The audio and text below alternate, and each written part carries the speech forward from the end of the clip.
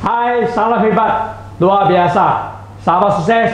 Senang sekali bisa bertemu Anda lagi di program Highway to Success with Andrew Ho.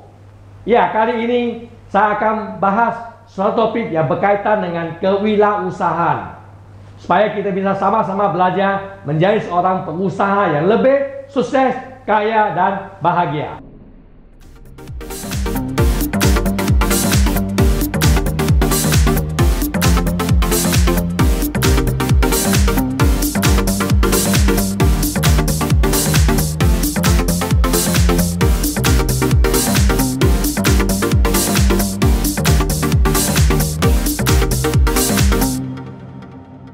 Hai, salam hebat, luar biasa, sahabat sukses.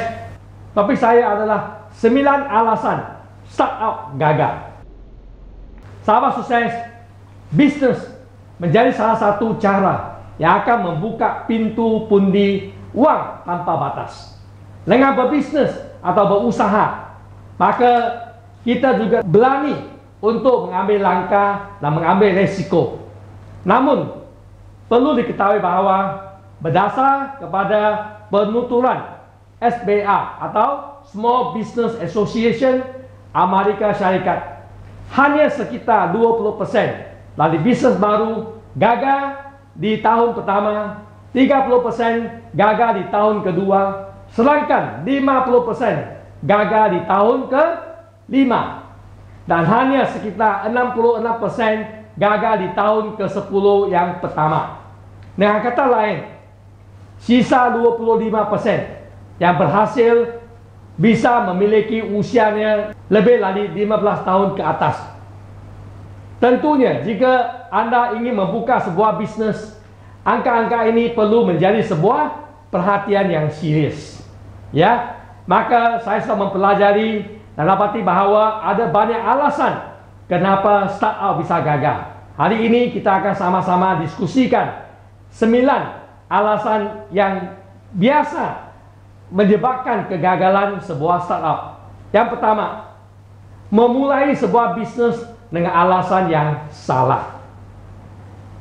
Banyak orang memulai bisnis, mereka tidak tahu alasan sesungguhnya kenapa mereka memulai bisnis ini. Apakah tujuan mereka? Apakah untuk mencari untung, supaya lebih banyak waktu untuk bersama dengan keluarga, supaya bisa bebas waktu finansial, supaya bisa bebas daripada pengaruh atau pengalahan atasan? Kalau semua itu adalah alasan Anda memulai bisnis ini, bermakna itu alasan salah. Kenapa? Karena apa yang saya bicarakan, bebas waktu, bebas finansial, ya, semua itu sebenarnya adalah hasil setelah mereka telah berjuang beberapa tahun, bahkan puluhan tahun, menjadi sukses, baru bisa memiliki pola kehidupan seperti begini. Kalau Anda langsung ingin hidup bebas waktu, bebas finansial dengan membuka bisnis, itu tidak mungkin. Kalau itu alasan kamu, bermakna Anda pasti akan gagal. So, pastikan tujuan Anda memulai bisnis ini, ya, bukan untuk menikmati pola hidup yang bebas waktu dan finansial. Tetapi kalau contohnya kepingin memberikan sebuah produk yang lebih berkualitas, sebuah servis yang luar biasa, yang pasti akan diterima oleh masyarakat, yang bisa menawarkan sebuah solusi untuk permasalahan yang dihadapi oleh kebanyakan orang dalam pasaran atau masyarakat saat ini. Dengan tujuan seperti beginilah Anda baru akan berhasil. Ya, kalau tujuan itu sudah benar, maka Anda mempunyai persentase kesuksesan yang lebih tinggi. Maka sebelum Anda melangkah, pastikan apakah tujuan utama Anda memulai sebuah bisnis. Jangan mempunyai alasan yang salah. Kalau alasan salah, bermakna langkah awal Anda pasti akan gagal. Ingat, apabila Anda sudah mempunyai tujuan yang jelas, ya, Anda mempunyai passion, kemahuan yang luar biasa, maka Anda akan memiliki dorongan, Anda mempunyai kesabaran, Anda akan lebih determinasi dan memiliki sikap mental yang lebih positif, mana Anda tidak akan gampang dikalahkan, mempunyai semangat pantang menyerah. Apabila ada masalah pun, Anda tidak akan mengaku kalah, Karena apa? Karena Anda mempunyai passion yang luar biasa. Anda tahu kenapa Anda jalankan bisnes ini. Maka tidak ada kekalahan atau kesalahan yang bisa menghambat kemajuan Anda. Anda juga siap untuk belajar daripada kesalahan atau kegagalan. Karena Anda tahu setiap kekalahan atau kesalahan pasti mengandungi pembelajaran atau bibit-bibit yang akan membawa Anda ke kesuksesan yang berikutnya. Sebenarnya sahabat sukses, studi membuktikan bahawa semua pebisnes yang sukses, mereka selalu membangun kesuksesan di atas kegagalan-kegagalan yang sebelumnya, atau menganggap kegagalan merupakan suatu proses pembelajaran yang bisa membawa mereka ke puncak kesuksesan yang lebih tinggi. Maka di sinilah Anda harus belajar untuk hidup mandiri dan berkreatif, inovatif untuk mencari segala solusi apabila Anda menghadapi permasalahan dalam bisnes Anda. Inilah alasan yang pertama. Alasan yang kedua, manajemen dan kepemimpinan yang buruk, bermakna poor management. Ya, kita semua tahu bahawa keterampilan bermanajemen dan kepemimpinan yang efektif itu sangat penting untuk keberhasilan sebuah bisnes. Kalau Anda kekurangan dua, iaitu management skill and leadership skill, ini akan menyebabkan kebingungan dan juga ada konflik antara diri Anda dengan tim Anda. Moral dalam tim Anda juga akan merosot dan juga akan mempengaruhi produktivitas perusahaan, bisnes ataupun tim Anda. Maka, jadikan prioritas untuk memperolehi keterampilan yang dibutuhkan untuk memperkuatkan area ini supaya Anda bisa lebih kuat. Kelemahan Anda di mana Anda harus diperkukuhkan. Maka luangkan waktulah untuk membaca buku tentang manajemen dan kepemimpinan, dan juga ikutilah seminar ya, atau mencari mentor yang bisa membantu Anda. Kalau Anda kekurangan manajemen skill dan leadership skill, Anda tidak mungkin bisa membangun sebuah bisnes yang sukses. Sahabat sukses, sangat penting juga untuk selalu mengadakan studi atau pemantauan mengurusi operational business. Ini termasuk Anda harus selalu mengadakan survey, research ke pasaran, ke market, mengumpulkan data-data tentang konsumen. Ya, perubahan kebiasaan konsumen juga akan mempengaruhi prestasi bisnes Anda. Maka seseorang manajer yang sukses juga merupakan pemimpin yang luar biasa. Maka untuk menciptakan suasana yang produktif dan mendukung Anda, bukan saja menjadi pemimpin dan juga manajer, Anda juga harus bisa mengupah tim yang kompeten, yang bisa dipercayai dan bisa mendelegasikan tugas Anda kepada mereka. Dengan cara beginilah Anda baru bisa bekerja sama sebagai satu tim yang mempunyai pemikiran yang strategis, yang mempunyai visi yang sama dengan Anda, semisi sehati. Baru Anda bisa membangun sesuatu bisnes yang lebih profitable.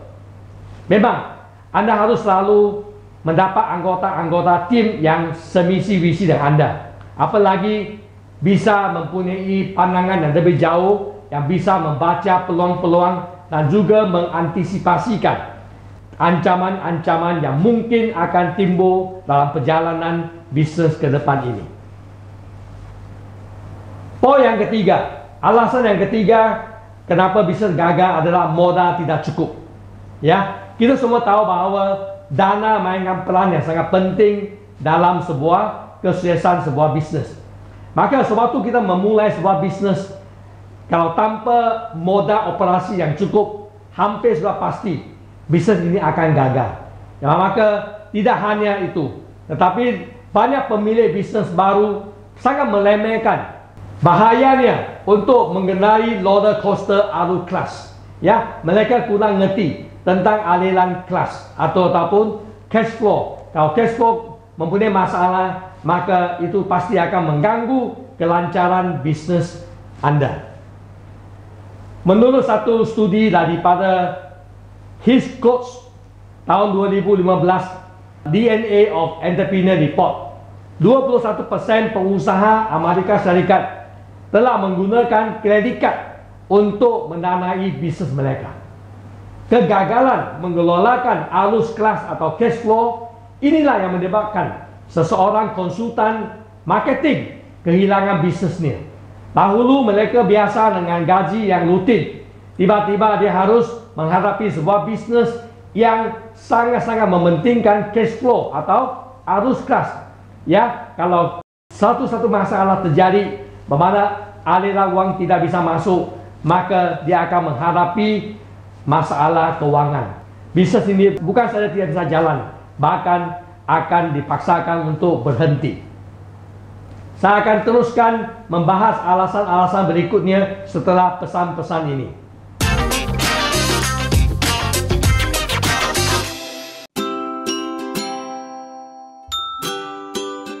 Highway to Success, sebuah buku yang akan membantu Anda meraih kesuksesan dan impian Anda dengan lebih cepat. Dengan 10 sistem yang dapat dipelajari secara praktis yang akan membawa perubahan positif dalam hidup Anda dan mendekatkan diri pada target yang dituju secara cepat dan efisien.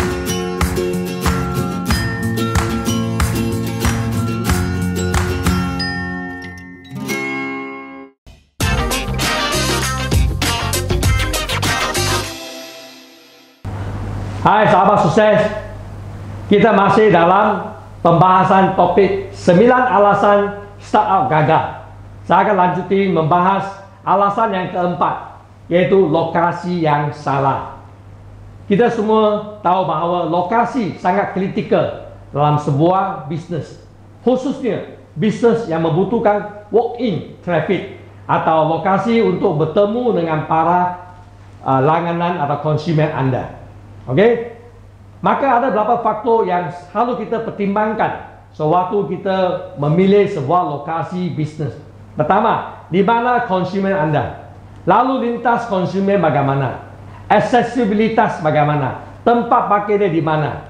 Apakah tempat itu orang datang ke sini lebih mudah tak? Bisa naiki bis atau MRT dan sebagainya. Gedung atau kebutuhan simpan peralatan itu cukup tak? Besar tak? Dan lokasi para kompetitor berhampiran di sana ada atau tidak? Kita harus mempertimbangkan itu, termasuk kondisi dan keamanan gedung, serta program-program insentif pemerintahan apakah kita bisa manfaatkan untuk membangunkan bisnes kita. Okey, so kita harus jelas ya lokasi kita. Kalau lokasi kita itu terlalu jauh dari konsumen, susah untuk diakses oleh para konsumen, maka betapa baik pun bisnes Anda, tidak ada orang akan hadir di sana. Okey, so pastikan Anda dapat satu lokasi yang baik, yang cocok untuk didatangi oleh konsumen. Sahabat sukses, kalau memang Anda tidak membutuhkan konsumen datang ke tempat Anda untuk memesan produk Anda, maka lokasi yang terbaik untuk startup adalah di mana? Pasti ada di rumah Anda. Bermakna Anda tidak perlu lagi untuk membuang waktu, wang untuk menyewa gedung atau toko untuk berbisnes Anda. Alasan yang kelima kenapa banyak startup gagal adalah perencanaan yang tidak tepat. Kurangnya perencanaan yang tepat adalah alasan umum mengapa perusahaan kecil atau startup gagal atau gulung tikar. Kita terlalu sering mendengar para wirausahawan atau pebisnes mereka berfokus kepada pencapaian impian goal mereka akan kemandirian finansial. Mereka gagal untuk mengambil langkah-langkah untuk memperbaiki perencanaan mereka, untuk mengadakan strategi bisnes yang lebih jitu, membantu mengembangkan bisnes mereka. Akhirnya mereka terlalu fokus kepada target dan merupakan mengadakan perencanaan yang detail yang bisa membantu mereka mencapai lebih banyak omset, menumbuhkan bisnes mereka.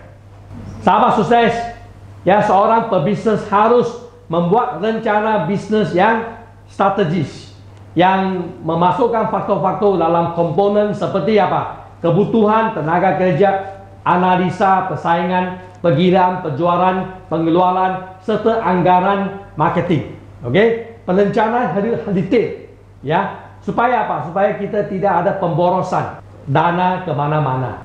So, sahabat sukses, untuk memastikan keberhasilan dengan lebih baik, Anda luangkan waktu apapun yang Anda butuhkan untuk membuat perencanaan bisnes yang efektif. Banyak perusahaan memiliki perangkat lunak untuk membuat pekerjaan dengan lebih mudah dan lebih cepat. Komponen perencanaan bisnes bisa mencakupi: 1. Deskripsi bisnes, visi misi, tujuan, kunci-kunci keberhasilan, dan juga solusi dan masalah yang potensial. Ya, juga termasuk keuangan Anda, adab modal, renaca keuangan, laporan laba rugi, analisa aliran dana, penjualan dan perkiraan pengeluaran, serta analisa tentang kompetisi. Okey? Bisa juga masuk iklan, aktivitas promosi, budgeting, pertumbuhan, manajemen perusahaan, dan langkah-langkah antisipasi dan sebagainya. Okey, kalau Anda tidak mempunyai perencanaan yang detail dan lengkap, Anda hanya memiliki satu tujuan, satu impian ingin menjadi besar, Anda fokus kepada omset sahaja, sebenarnya itu tidak mungkin akan terjadi. Kalau Anda mempunyai perencanaan yang baik, lengkap, maka sukses itu sudah pasti. Dan saya akan lanjutin pembahasan yang berikutnya setelah pesan-pesan ini.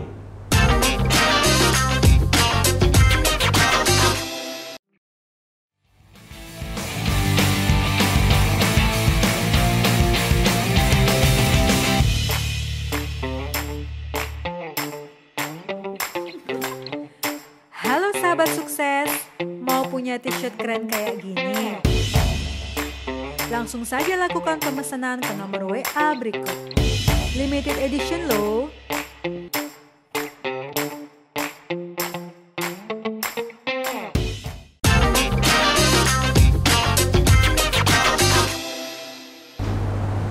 Hai sahabat sukses, kembali lagi di topik 9 alasan startup gagal. Sekarang saya akan membahas alasan yang keenam kenapa banyak startup gagal, yaitu berkembang terlalu cepat, over expansion. Banyak orang mempunyai sebuah impian atau visi bahawa bisnesnya bisa berkembang lebih jauh, lebih besar, ya, lebih bagus.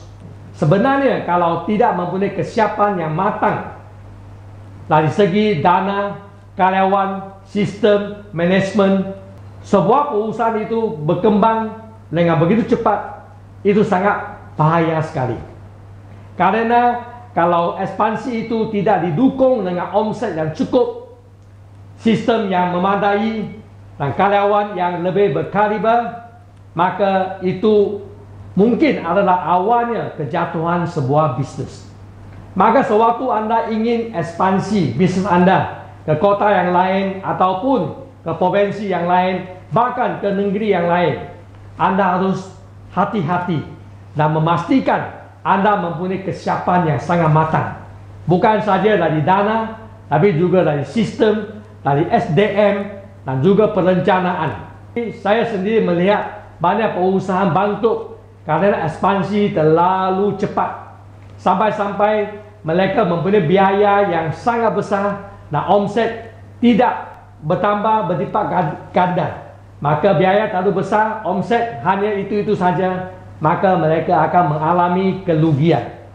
Itulah awalnya jatuhnya sebuah perusahaan. Maka sewaktu kita mau ekspansi, pastikan mempunyai alasan dan juga kesiapan yang cukup. Kalau tidak, jangan ekspansi. Oke? Karena sebuah bisnes bukan berapa besarnya omset Anda, tetapi akhirnya adalah berapa banyak profit, keuntungan yang Anda bisa dapat dari bisnes itu. Kelihatan bagus tapi tidak ada omset, tidak ada profit, maka bagi saya itu adalah sebuah bisnes yang gagal. Apakah Anda setuju? Ya. Sekarang kita akan lanjuti alasan yang ke-7, yaitu tidak mempunyai website atau kehadiran sosial media, khususnya di zaman era bisnes digital ini. Ya, semua bisnes telah diwajibkan untuk memiliki website dan juga fasilitas, ya, sosial media. Sebenarnya kalau kita perhatikan di Amerika hari ini, pengguna internet telah mencapai 8,5% dari jumlah populasi. Omset e-commerce tahun 2006 sebesar 394,9 bilion dan terus bertumbuh. Sama juga di Indonesia. Berdasar kepada hasil survei APJI dan Pooling Indonesia, jumlah pengguna internet di Indonesia pada tahun 2018 telah mencapai 171,18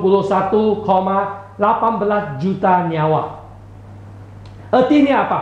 Artinya penetrasi pengguna internet di tanah air telah meningkat mencapai 64,8% dari total populasi di Indonesia. Mengikuti research Google dan termasuk dalam laporannya e-economy Southeast Asia tahun 2018 menyatakan gross merchandise value atau GMV industri e-commerce di Asia Tenggara telah mencapai US 23,2 miliar. Sedangkan GMV e-commerce di Indonesia sendiri sahaja tahun 2018 telah mencapai sebesar US 12,2 miliar. Dan angka itu berterusan naik setiap tahun. Agar Anda bisa membayangkan potensi e-commerce di Indonesia begitu luar biasa sekali.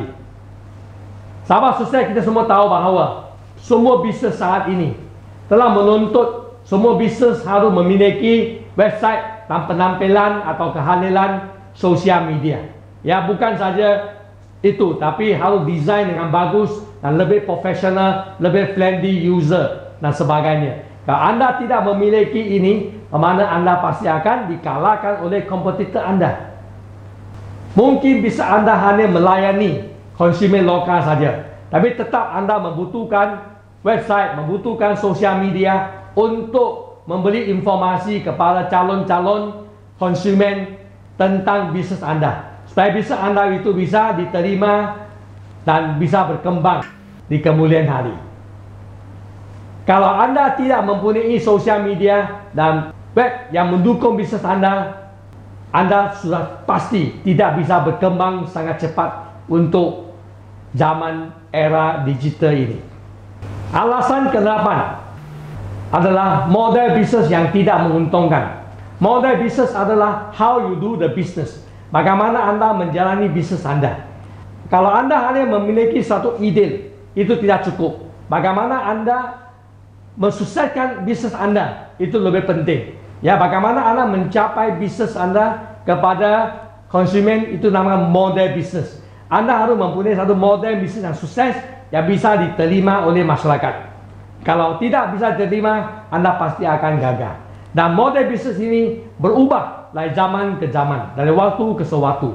Maka Anda harus memastikan model bisnes Anda itu bisa diterima oleh halayak banyak dan juga bisa mendatangkan keberhasilan, keuntungan dalam bisnes Anda.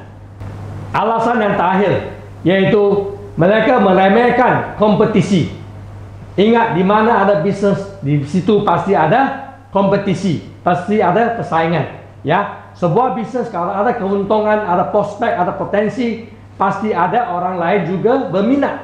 Maka apabila Anda jalankan bisnes Anda, tidak perlu berapa lama, sudah berapa lama, Anda tetap harus berhati-hati karena kompetitor akan muncul di mana-mana dan kapan-kapan saja.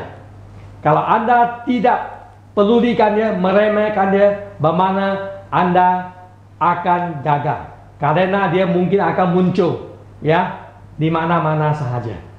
Dan saya sendiri memperhatikan banyak perusahaan besar dikalahkan oleh startup yang kecil karena mereka meremehkan kompetitor. Karena cara promosi mereka, model bisnes mereka yang baru itu lebih gampang diterima oleh konsumen zaman now. Sedangkan Anda yang telah menggunakan puluhan tahun cara yang sama, itu mungkin sudah ketinggalan. Kalau Anda tidak sensitif enough, tidak sadar, tidak peka kepada perubahan zaman dan perubahan kebiasaan konsumen, maka kompetitor akan lebih gampang mengalahkan kita. Selalu harus hati-hati dan waspada, dan selalu menganggap bahawa kompetitor itu berada di mana-mana. Maka Anda akan lebih serius, lebih fokus untuk menjalankan bisnes Anda dan memastikan bisnes Anda selalu on the right track, yaitu selalu akan berhasil dan terus berhasil. Sahabat sukses mempelajari kegagalan-kegagalan bisnes orang lain itu sangat penting, karena dari situlah kita bisa mempelajari alasan mereka, merupakan pembelajaran yang sangat berharga untuk kita, supaya kita tidak mengulangi kesalahan-kesalahan yang mereka lakukan sebelum itu. Nah, sebagai seorang pebisnes sejati, kita harus tetap fokus kepada impian, visi, misi kita, dan selalu upgrade diri kita, membenahi diri kita, dan selalu melakukan yang terbaik, berani untuk inovatif dan kreatif, supaya kita selalu membeli yang terbaik kepada konsumen kita. Dengan semangat yang luar biasa ini, kita pasti akan melewati satu demi satu ujian, dan akhirnya mencapai hasil yang kita inginkan. Selamat mencuba, dan semoga Anda akan tetap sukses sebagai seorang pengusaha. Mencari kesuksesan menyerupai mencari angka kombinasi balok bagasi. Apabila berhasil menemukan kombinasi angka yang tepat, Anda dapat memilikinya.